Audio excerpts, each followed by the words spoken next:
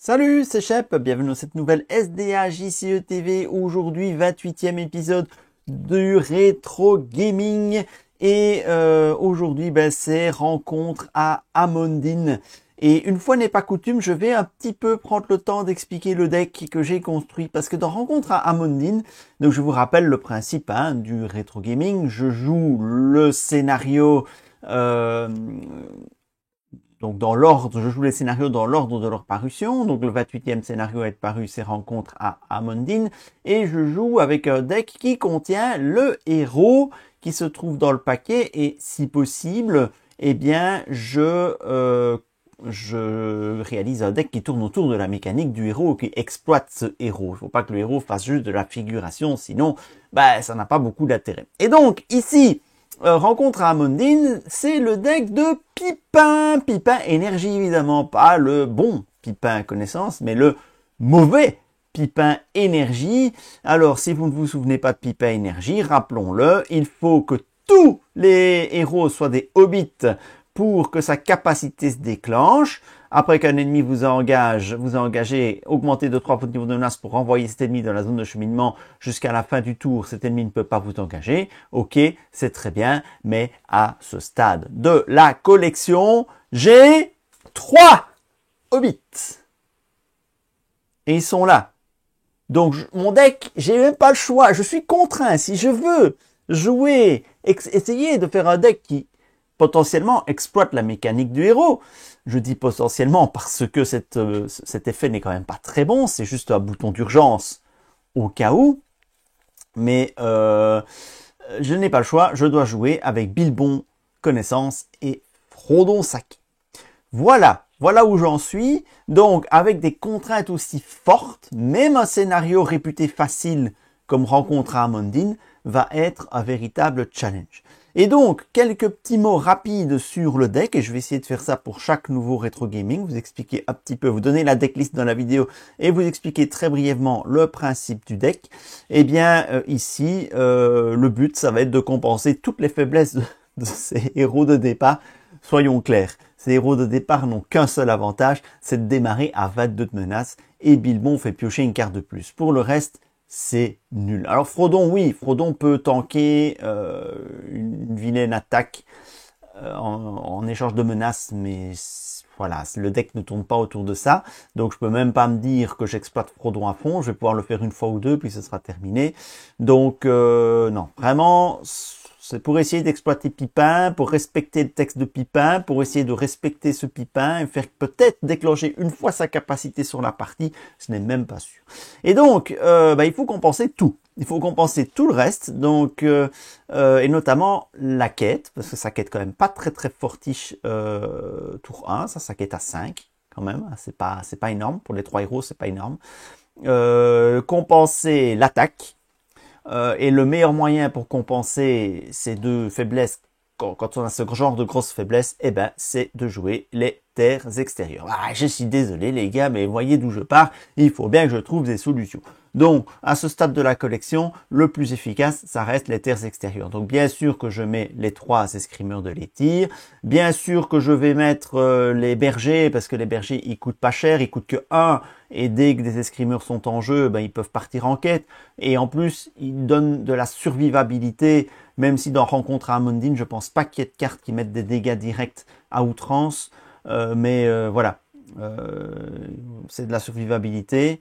Mais ça ne solutionne pas l'attaque. Pour solutionner l'attaque, il faut que je mette les chevaliers au cygne. Mais comme ils sont hors sphère, qu'ils sont dans une sphère tactique, il me faut une solution pour les mettre en jeu. Et cette solution, c'est une bonne récolte. Oui, je vais donc devoir dépendre d'une combo avant de pouvoir taper le moindre ennemi. La combo bonne récolte et chevalier au cygne.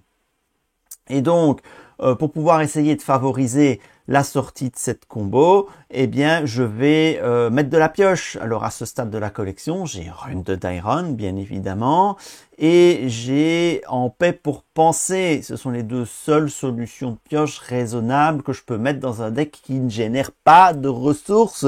Ce deck n'a aucun générateur de ressources. C'est triste, hein. Donc, il faut que je compense la quête, il faut que je compense l'attaque, il faut donc que je pioche pour pouvoir faire ça, et je ne génère pas de ressources. 4 compartiments qui ne sont pas couverts. C'est quand même assez fou. Il n'y a pas d'autre. Je peux pas me dire, je vais mettre un opulence de la Lorient, je peux pas mettre un conseil de Mitrandir pour piocher une carte en payant un. Non, surtout qu'il n'y a pas, je peux pas me dépenser de ressources. Au moins, en paie pour penser, je paye un. Je vais piocher 5 cartes. Alors, je peux incliner 2 héros, mais quand vous voyez la line-up de héros que j'ai, c'est pas grave. Je peux très bien m'en passer de 2 pendant un tour si je peux piocher 5 cartes. Bref, voilà les solutions pour essayer d'avoir tout ça en main. J'ai même été jusqu'à mettre des anciens Matom sur un malentendu. Ça peut éventuellement passer de piocher 3 cartes là-dessus. Donc, je suis désespéré. Et bien sûr, Gléowin que j'ai mis en x3 pour espérer le toucher aussi. Donc c'est vous dire à quel point j'ai besoin de trouver des solutions pour piocher et pour toucher ces chevaliers au cygne avec la bonne récolte. Voilà. Alors, pour aider éventuellement à faire sortir tout ça, une astronome d'Imladris qui va me permettre, c'est pas de la pioche, mais qui va me permettre de faire remonter sur le haut de mon deck des cartes qui seraient dans les 5 premières, pourquoi pas, en x2, parce que elle ne fait rien, hein, l'astronome d'Imladris à part ça, ou éventuellement être un trash sur une attaque. Voilà. Et donc pour tout le reste, eh bien tout le reste c'est du contrôle, tester sa volonté, x3, coup précipité, x3 très important sur rencontre à Amundine, le coup précipité, et des alliés. J'ai mis de la contrôle de menace aussi. Alors mais pourquoi? Pourquoi, Shep, tu mets de la menace, tu démarres à 22, c'est peut-être le seul truc que tu n'as pas besoin de gérer. Eh ben parce que je fais des tests, hein. Faut pas croire, je fais quand même quelques tests avant de tourner la vidéo. Et sur les tests que j'ai faits, eh bien je me suis rendu compte qu'il me manquait de la baisse menace. Et donc voilà, j'ai mis les salutations des Galadrim. Ok, ça coûte 3, c'est très cher, j'ai pas de générateur de ressources, mais je gagne 6 en menace, c'est beaucoup de temps que je peux gagner avant que les ennemis ne m'engagent. Donc je les ai mis en dernier lieu parce que je me rendais compte que j'en avais besoin. Ensuite, qu'est-ce qu'il y a d'autre? Arwen, le reste c'est une line-up d'alliés pour quêter ou pour contrôler. Donc Arwen, quête et contrôle parce qu'elle elle booste la défense, donc ça peut faire de Bilbon un défenseur possible quand je connais l'effet d'ombre ou quand je peux annuler l'effet d'ombre. Hein, bon. On a Enamart évidemment x3 parce que voir la première carte c'est vraiment super fort, on le sait. Chasseur du Lamédon, terre extérieure, donc c'est boosté par c'est boosté par les escrimeurs et par les chevaliers au cygne. J'ai mis des trackers du Nord, alors c'est excessivement cher, mais on ne sait jamais. Possiblement, je peux me faire stacker par le scénario. Ce scénario peut stacker des lieux, et donc le tracker du Nord, même si très lent à sortir dans ce deck, peut éventuellement débloquer une situation comme celle-là. Il apporte 2 d'attaque. Le punch offensif, quand c'est pas de refus, même si bon, je vais sans doute pas en poser plus d'un sur la partie. Le réfugié Sylvain, ça c'est pour booster la quête en début de partie, ça coûte que 1, ça se pose vite et ça peut booster la quête. Ça se trash tout de suite sur une attaque. Donc réfugié Sylvain ici dans ce contexte-ci, c'est une carte tout à fait valable. Et gardien des maisons de guérison, éventuellement pour soigner si nécessaire, mais voilà, c'est pas non plus le cœur du deck. Mais c'est pas cher, pas trop cher à poser, ça quête à 1 au pire, donc voilà. Voilà, j'ai tout dit sur ce deck. Alors, ce deck, comme il n'a pas de générateur de ressources, sa curve est très basse, hein, comme vous le voyez. Des cartes à 1, 23 cartes à 1, 15 cartes à 2, donc 30 et 6 cartes à 3. Donc, vous avez 44 cartes qui coûtent 1, 0, 1 ou 2. C'est indispensable quand on ne génère pas de ressources. Au niveau de la répartition des coûts, vous voyez, hein, on a l'équilibre double de bleu par rapport aux vertes comptées sans les uniques et les 3 rouges où on espère toucher évidemment la bonne récolte. Voilà, vous savez tout sur le deck. Maintenant, place à la partie. Et c'est parti pour la partie, donc avec ce magnifique deck. Regardez-moi ça. Vous ne verrez plus ça avant longtemps, hein, une telle compo sur Rencontre à Amandine. Alors, Rencontre à Amandine, c'est le scénario le plus facile du cycle 3, c'est très clair. C'est aussi celui qui est peut-être le plus entré dans l'histoire du jeu, parce que c'est un scénario à la mécanique très sympathique. Le mode cauchemar corrige extrêmement bien la facilité du jeu, et apparemment il devient vraiment cauchemardesque quand on est en cauchemar. Mais ici nous sommes en mode normal, avec cette mécanique de villageois sauvés et de villageois morts. Donc mise en place, sauvagerie des orques. Mettez Gulad de côté hors jeu, mettez en jeu le seigneur Alcaron, sous le contrôle du premier joueur. Heureusement, j'ai un perso qui tape à 2 sous mon contrôle, c'est bien. Et une grange incendiée en tant que lieu actif, placé dans la zone de cheminement, les objectifs villageois sauvés et villageois morts. Ensuite, mélanger le deck de rencontre, révéler une carte par joueur du deck de rencontre placé dans la zone de cheminement. D'abord faire ma main de départ, mais avant ça, un petit mot sur villageois sauvés et villageois morts. Donc il va y avoir un texte: si un lieu quitte le jeu en tant que lieu exploré, placez tous les marqueurs de villageois de ce lieu sur les villageois sauvés. À la fin de la partie, s'il y a plus de marqueurs de villageois sur cette carte que sur la carte villageois morts, les joueurs ont gagné. Et pour les villageois morts, si une attaque de village, si un marqueur, de villageois est défaussé d'un lieu, d'un objectif ou d'une carte quête, placez un marqueur de dégâts sur les villageois morts.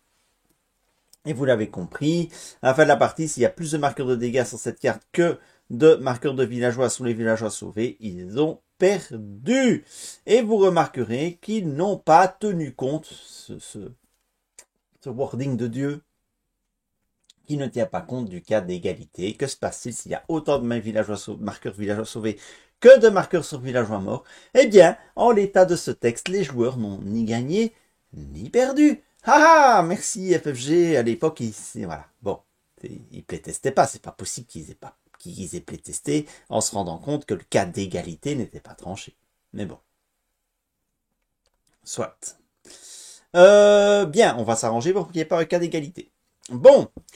Sur la grange incendiée, il y a le mot-clé villageois 4. Alors, les villageois, je vais les représenter avec des petits jetons. Les villageois sauvés, on va mettre des petits jetons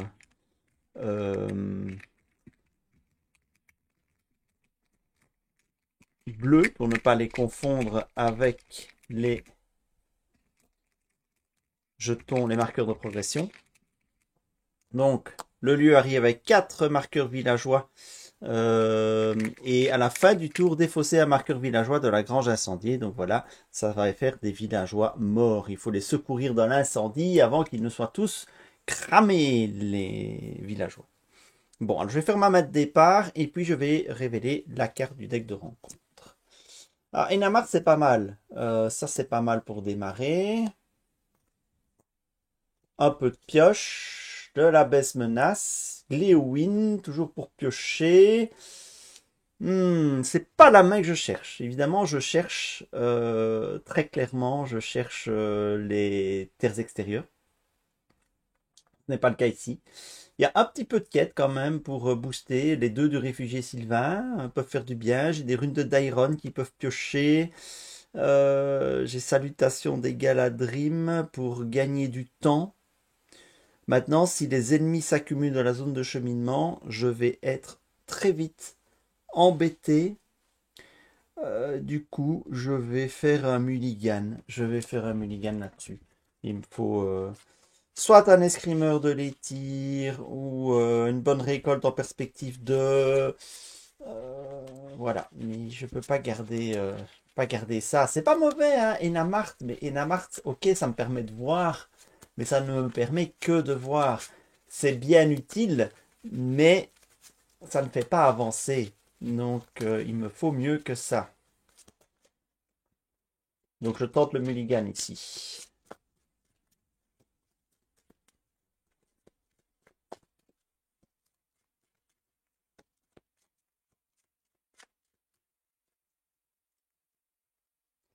Allez, espérons que ce soit mieux, mais pas pire. Bon, c'est de la pioche. A tester sa volonté. De la pioche, mais il faut... Oh putain. Oh là là là là là là. J'ai pas de quête. Ah, ah putain. Bon, bah écoutez, carte de rencontre. C'est un hameau gondorien, villageois 3. Tant qu'il est dans la zone de cheminement, il gagne. Quand une carte traîtrise est révélée du deck de rencontre, défaussée à marqueur du villageois du hameau gondorien. Bon. D'un côté, c'est pas bien parce que c'est un début de stack de lieu. Mais de l'autre, 3. C'est pas des ennemis qui s'accumulent.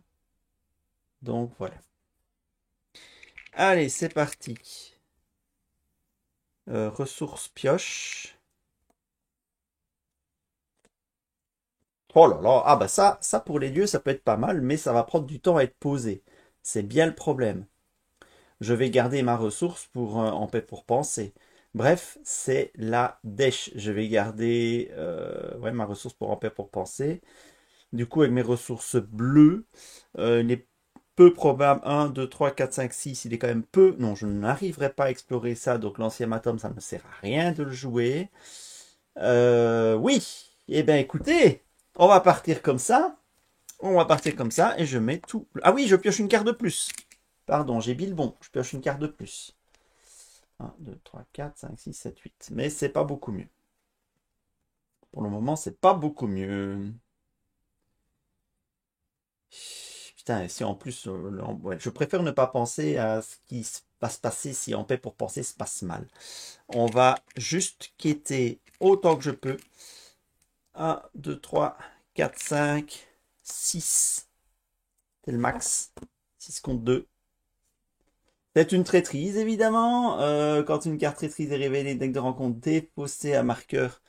Et je vais mettre des marqueurs rouges sur villageois mort. Comme ça, vous visualiserez bien la différence par rapport à villageois sauvé. Alors, c'est prix de panique. Une fois révélé, chaque joueur doit prendre un marqueur de villageois des villageois sauvés et les placer sur un lieu dans la zone de cheminement si possible. Si aucun marqueur n'est placé par... Ah, renfort. Putain, je me dis, ça y est, c'est une traîtrise, ça va pas bien, mais non, ça renfort. Hey, ça commence, le maraudeur orc, il est à 23 de menaces. Moi, je démarre à 22. Putain. Il y a 25 de menaces, pardon. Je démarre à 22. Quand le maraudeur attaque les 3 personnages, blabla, on verra bien à ce moment-là. Donc 6 contre 4. Succès de quête de 2. Ce n'est pas terrible, sachant qu'il en faut 5. Oh putain, ça pue. Oh là là là là là. Oh là là là là là là là là. Bon, ben écoutez, je redresse tout le monde. J'augmente la menace. Phase de restauration.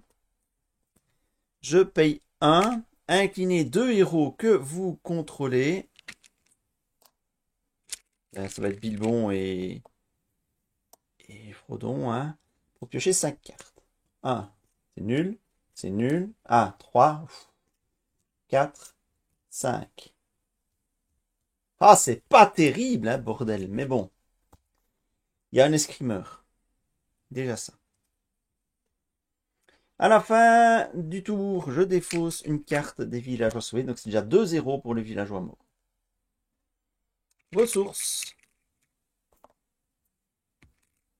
Et il y a 5... Ah oui, je vais pas retourner la quête, mais il n'y a rien sur la quête. Il y a juste villageois 5. Et au lieu de placer des marqueurs de progression là-dessus, je peux prendre les villageois et les mettre sur villageois sauvés.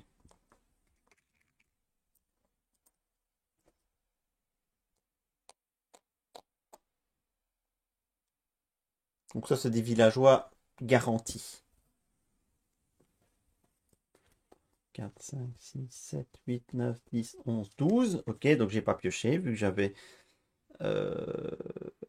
8 moins 1, 7 plus 5, 12. Donc j'ai pris mes ressources, pioche 2 cartes avec Bilbon.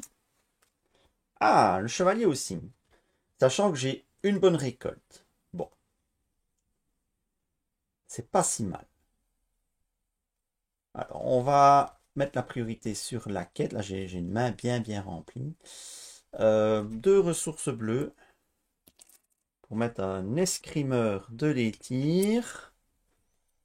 J'ai qu'une ressource verte. Je vais mettre un berger. Ça fait 2 points de vie pour les TE. Alors la question c'est est-ce que je pose aussi un chevalier au cygne ou j'attends d'en piocher un deuxième? C'est toujours la grande question ça. Je vais quitter à combien? 1, 2, 3, 4, 5, 6. Contre 4, c'est pas beaucoup, mais... Après, les chasseurs du Lamédon, ils taperont à 2. J'ai pas beaucoup de persos à poser avec mes ressources bleues. L'ancien Matom, je vais pas le jouer tout de suite non plus parce que je passerai pas. Allez, je vais jouer une bonne récolte, je dis tactique. Et avec une ressource que je peux dépenser en tant que tactique, je mets un chevalier au cygne. Voilà. Et on va croiser les doigts qu'il n'y ait pas de hausse de menace. Je vais quêter avec tout le monde.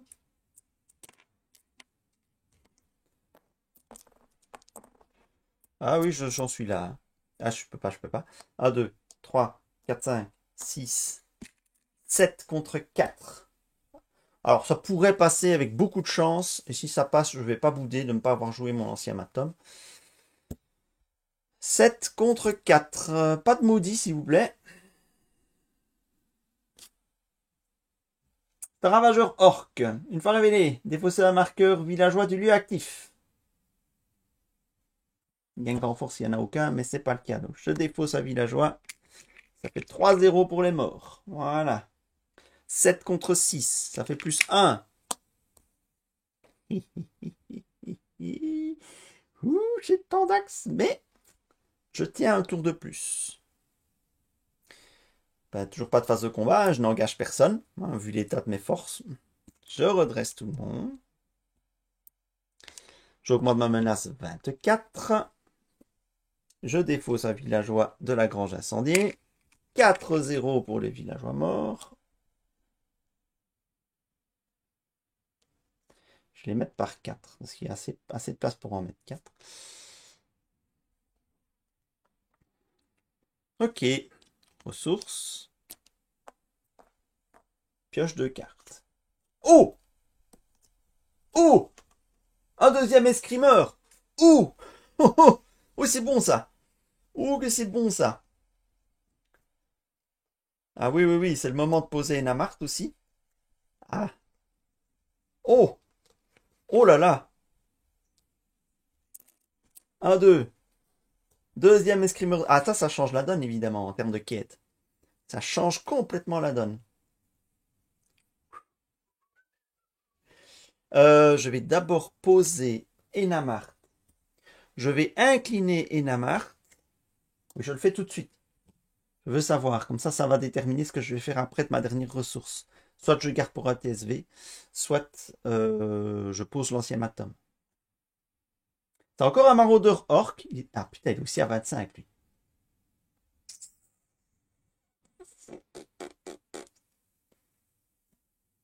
Ah, ça pue.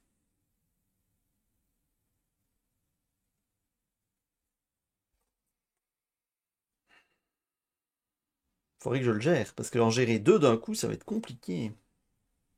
Pour le gérer, je dois avoir, bon, une défense, pas forcément. Frodon peut tanker, sans def, je vais pas monter à 35 d'un coup. Et il me faut garder quand même 5 pour taper.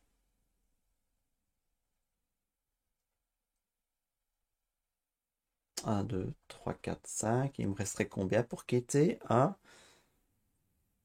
2. Je sais pas si j'ai pioché 2 cartes, mais tant pis, il fallait que j'y pense. 1, 2, 3, 4, 5.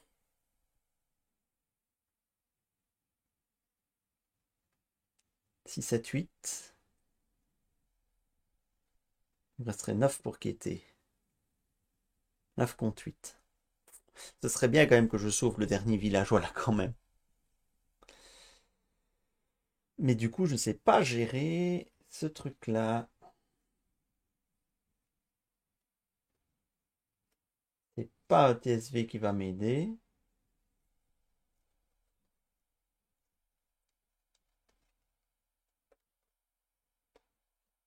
Aïe, aïe, donc,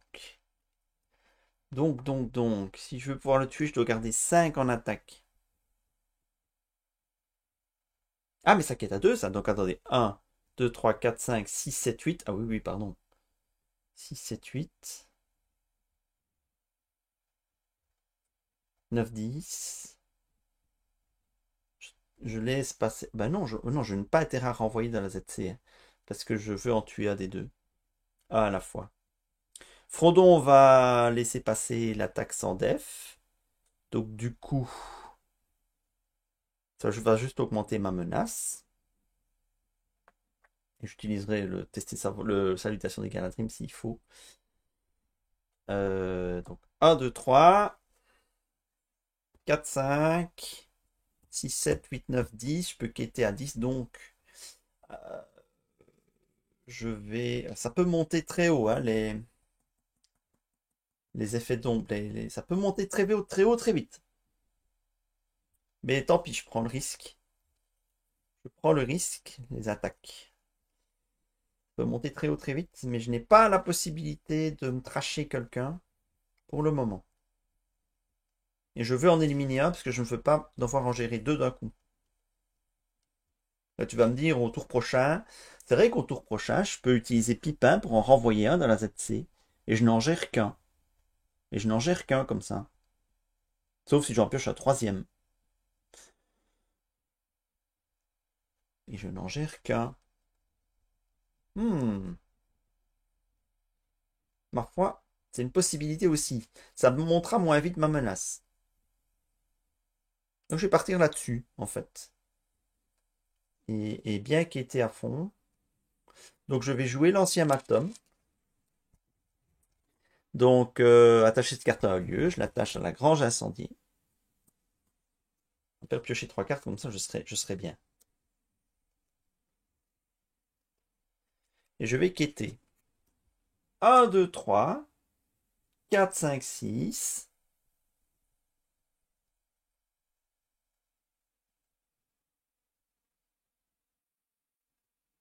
Ah, j'hésite à quand même essayer de le gérer. Hein. Quand même essayer d'en gérer un. 1, 2, 3, 4, 5, 6, 7, 8. Et du coup, j'aurais dû garder ma ressource pour un coup précipité éventuellement.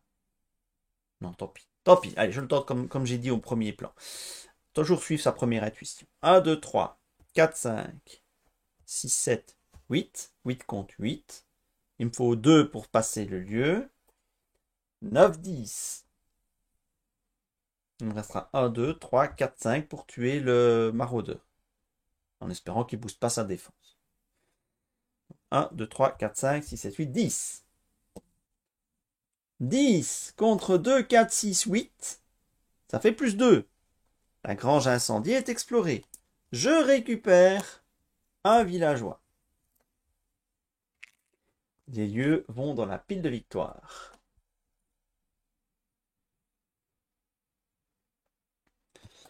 L'ancien Matom me fait piocher 3 cartes.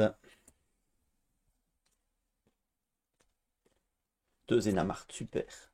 Super, ça c'est de la bonne pioche. Putain. J'ai pas grand chose à jouer, hein. Prochain tour, c'est triste. Alors, je vais voyager vers le hameau gondorien, évidemment. Il n'est plus dans la zone de cheminement, donc il ne perdra plus ses villageois. Et je vais engager un maraudeur orc. Allez, si ça passe ici, si ça se passe bien ici. Et je vais laisser sans def, mais c'est Frodon qui va prendre. Ça tape à 4. Si cette attaque détruit un personnage, non.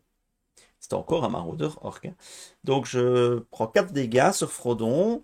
Réponse, quand Frodon Saquet subit des dégâts, annulez ces dégâts et augmentez à la place votre niveau de menace du montant de dégâts. Donc j'augmente ma menace de 4. Je passe à 28. Et je peux dès lors attaquer avec 1-2 Alcaron. Et donc le forcé du maraudeur ne s'applique pas vu qu'il n'a pas détruit la personne. 3, 4, 5. Et il est détruit. Ça, c'est une bonne chose. Ça, c'est une très bonne chose. Je redresse tout le monde.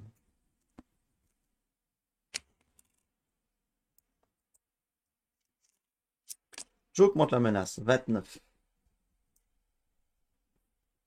Il n'y a plus d'effet qui défausse quoi que ce soit. Ok. Ressources.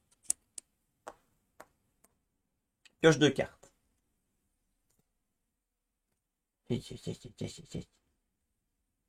Alors qu'est-ce que je fais? Est-ce que je pose un trash ou est-ce que j'économise? J'ai bien envie d'économiser pour un petit salutation. Comme ça, je garde des ressources pour un TSV. Et donc, du coup, mon Enamart, je vais le garder pour après.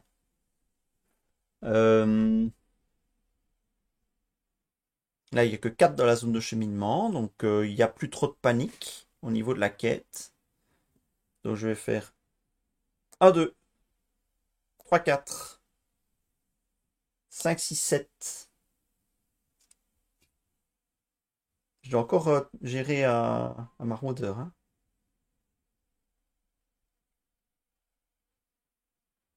Je tank avec lui.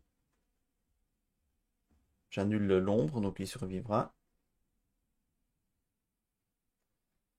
1, 2, 3, 4, 5, 6, 7, 8. Je peux me permettre 10. 10 contre 4. Une ferme reculée, villageois 2. Le trajet, j'aime pas. Révéler la première carte du deck de rencontre et placer-la dans la zone de cheminement pour voyager vers ce lieu. Ça, c'est pas cool. 1, 2, 3, 4, 5, 6, 7. J'ai mis 10. Ce n'est pas suffisant pour passer le hameau gondorien. Je mets 3 dessus. Alors, j'espère que vous voyez bien la différence entre les verts et les bleus. C'est pas toujours évident hein, sur écran de faire cette différence-là.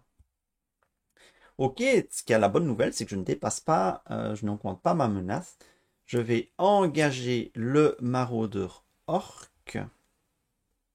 Ah mais je suis con. Si je défends avec Alcaron, je n'ai plus moyen de le tuer. Putain, qui boulet. Je vais être obligé de défendre avec Frodon. Enfin, de laisser passer avec Frodon encore. Mais c'est pas grave, c'est une technique qui fonctionne. Hein. Donc je laisse passer. Ça pas 4. Il n'y a pas d'ombre. Donc les 4 dégâts vont sur Frodon. 1, 2, 3, 4. J'augmente ma menace de 4 à la place. Et je peux, dès lors, 1, 2, 3, 4, 5. Boum.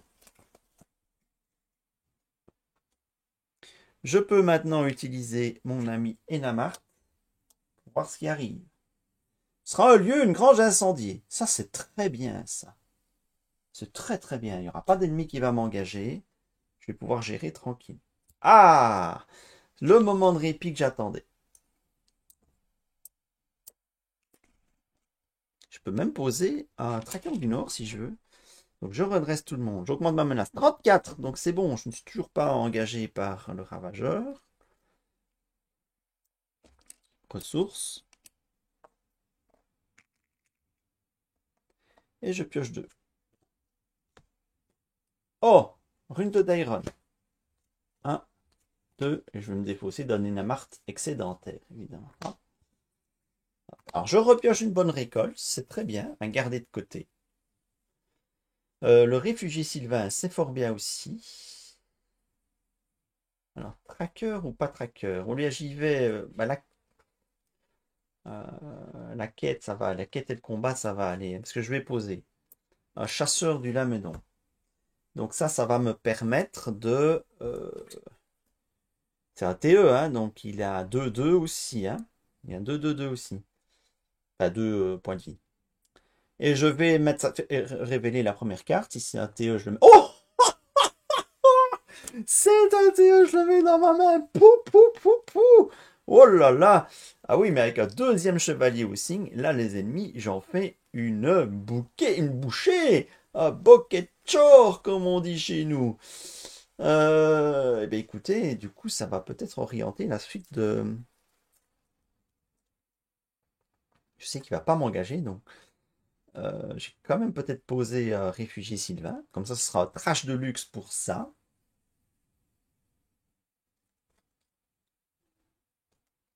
Bon, je vais jouer la bonne récolte. Je dis tactique, encore une fois. Je vais dépenser une ressource pour poser un deuxième chevalier au cygne. Avec deux chevaliers au cygne, je commence à être à l'aise. Il me reste trois ressources bleues. Il y aura... Je peux anticiper et essayer de gérer ça après. Hein. Ça fait quoi, lui? C'est une fois révélé. Ok, donc on s'en fout. Il tape juste à 3. Ah, je peux aussi me dire, je vais le tanker et le gérer. Donc je vais juste dépenser 1 pour jouer à réfugié Sylvain.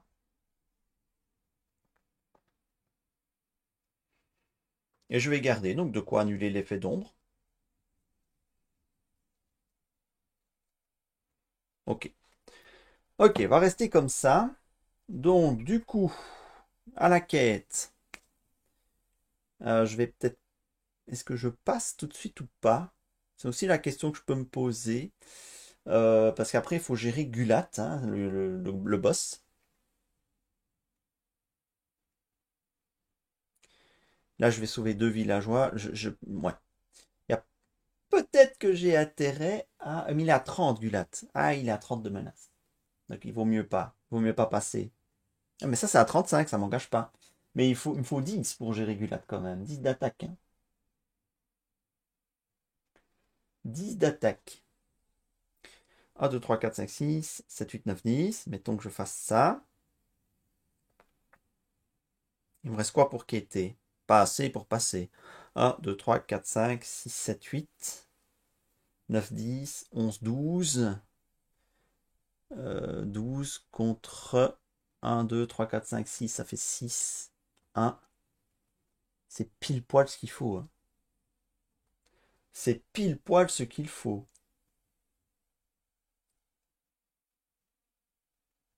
Mais pile poil.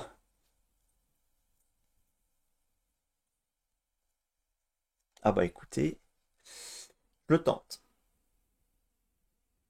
1, 2, 3, 4, 5, 6, 7, 8, 9, 10.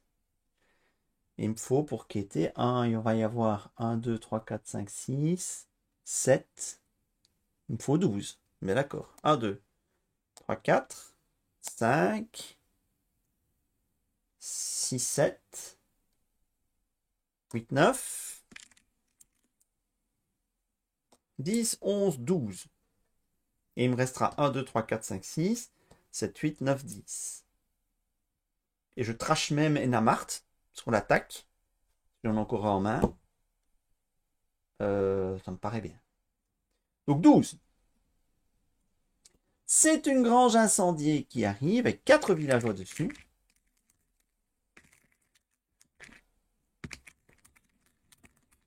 Alors, j'ai pas des jetons bleus à l'infini, mais pour l'instant, ça va.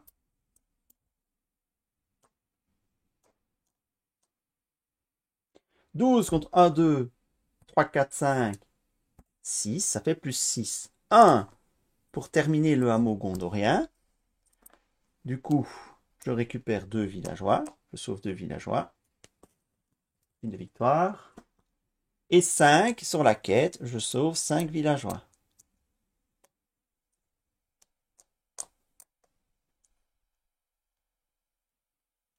Voilà, c'est ce qui est écrit. Hein. Au lieu de placer des marqueurs de progression sur sauvagerie des orques, les joueurs doivent déplacer un nombre égal de marqueurs de villageois de cette quête vers les villageois sauvés. S'il n'y a aucun marqueur de villageois sur sauvagerie des orques, passez à l'étape suivante. Protéger les villageois une fois révélés, placer Gulat dans la zone de combinement. Notre ami Gulat, que fait-il? X d'attaque, X est le nombre de marqueurs de dégâts sur les villageois morts, donc il tape fort. Forcer quand Gulat attaque, placer un marqueur de dégâts sur les villageois morts. Tant que Gulat est en jeu, la partie ne peut pas se terminer. Ok. Alors, c'est pas tout, hein, parce qu'après, il y a 15 jetons à mettre.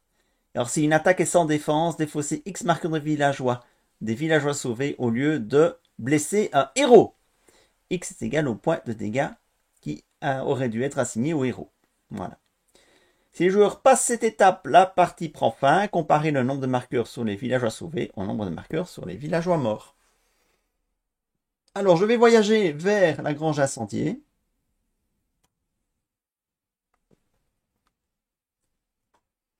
Gulat m'engage au combat, il est à 30, je suis à 34. Hop. Il va m'attaquer. Je vais juste défendre avec Enamart, il faudra 10. Hein. Ouais, je les ai. 1, 2, 3, 4, 5, 6, 7, 8, 9. Je les ai. J'ai même mal caron au cas où. Quand Gulat attaque, placez un marqueur de dégâts sur les villageois morts. J'ai même de quoi l'annuler. Hein. Donc du coup, quand un marqueur de villageois, non, c'est quand il est défaussé. Ça marche pas. Tape à 5, Gulat. Il y a un effet d'ombre. Si cette attaque détruit un personnage, défaussé à marqueur de villageois, des villageois sauvés. Est-ce que j'annule ça? Non, hein, ça ne me met pas en péril. Ok, donc Gulat détruit Enamart.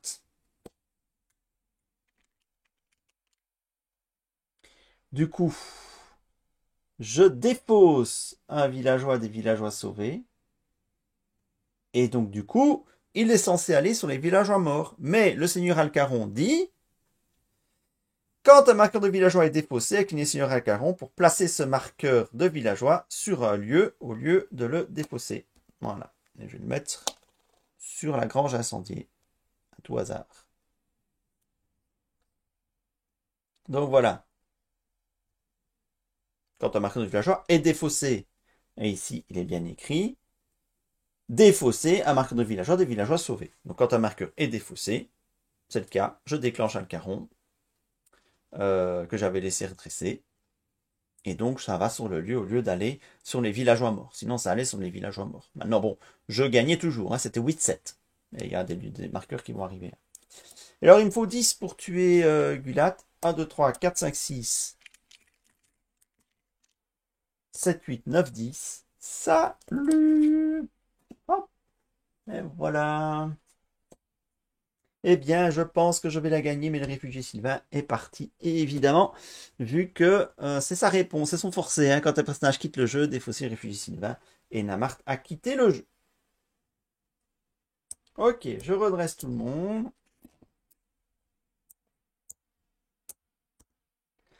Donc moi, là maintenant, je suis à 35. À la fin du tour, défausser un marqueur de la grange incendiée. Donc c'est 8-7. 7-6, pardon. Je ne sais plus compter.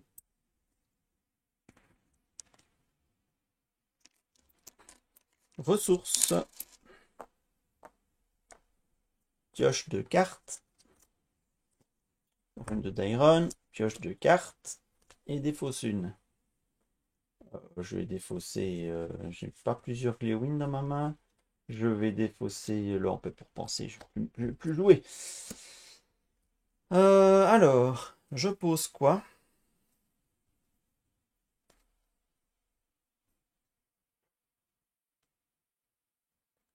Je vais reposer un Enamart. Attention, tu n'as pas de quoi passer la quête. Hein, donc il va quand même falloir être prudent. Je pense pas que j'ai de quoi passer la quête. Il y a 6, 5 dans la zone de cheminement. Plus 5, 10. Il me faudrait 25 pour passer. Je ne sais pas. 2, 4, 5, 6, 7, 8, 9, 10, 11, 12, 13, 14, 15, 16, 17, 18, 19, 20, 21. Je ne les ai pas. Je ne les ai pas. Je vais pas poser ça. Allez, je vais jouer au tempo. 1, 2, 3. Salutations des Galadrim. Je rebaisse ma menace à 29.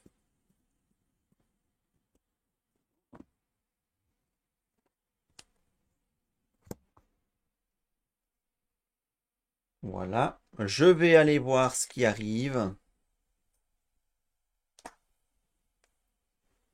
Oh, c'est un putain d'aigle affamé une fois révélé. Défausser le personnage auquel il reste le moins de points de vie. Le contrôleur de ce personnage peut défausser 3 cartes prises au hasard dans sa main pour annuler cet effet. Bon, écoutez. Il a 40, donc lui, c'est pas un problème. Donc, ça va aller.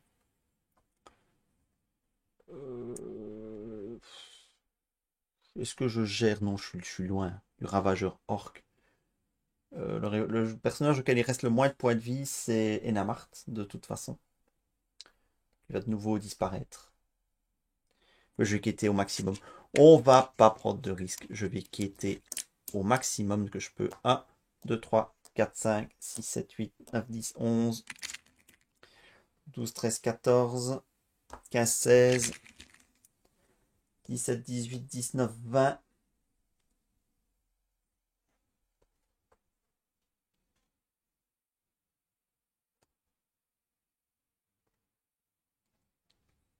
« 20 contre 1, 2, 3, 4, 5, 6, 7, 8. 20 contre 8, ça fait plus 12. Alors, une fois révélé, défausser le personnage auquel il reste le moins de points de vie. Ou alors, je peux l'annuler. Je vais l'annuler. Enfin, j'ai plein de cartes en main, vous allez me dire, mais je perds Enamart. Je vais l'annuler parce que j'ai 2 TSV dans ma main. Donc, je ne vais pas m'embêter. 20 contre 12. 20 contre 8, ça fait plus 12. 5 ici, je sauve 4 villageois. Et 7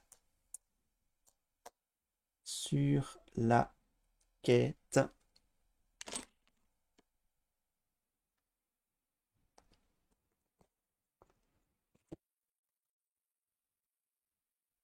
Voilà. Je ne vais pas voyager vers la ferme reculée. Et donc, je vais redresser tout le monde.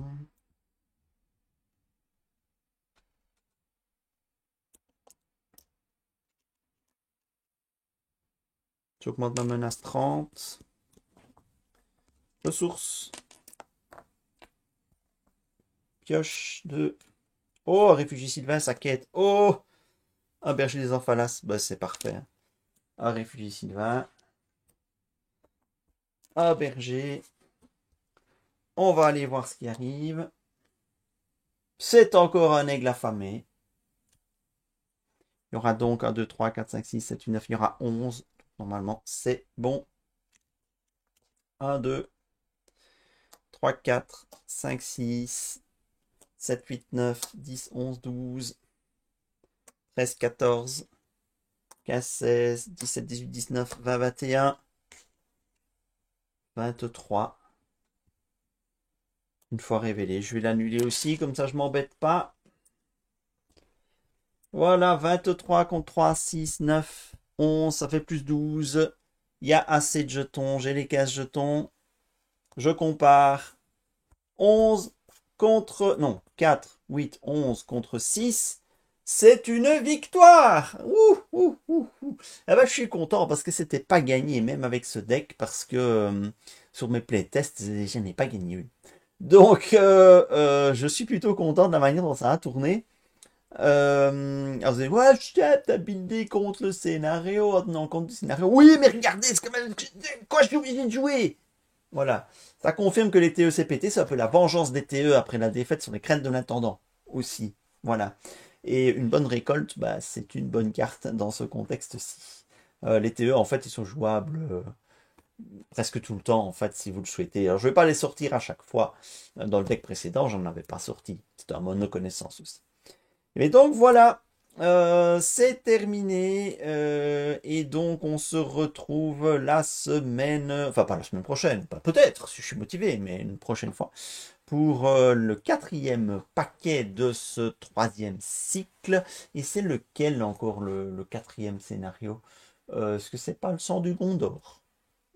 Ou c'est le 5e, le sang du Gondor? Oh, j'ai un trou. J'ai un trou. Mais c'est pas grave. On se reverra de toute façon et on aura la bonne version du scénario. Alors n'oubliez pas les petits pouces levés, n'hésitez pas à dire ce que vous avez pensé de cette partie dans les commentaires, et si vous avez vu des misplays que je n'ai pas corrigés, eh ben c'est le moment de le dire. Allez, salut, salut!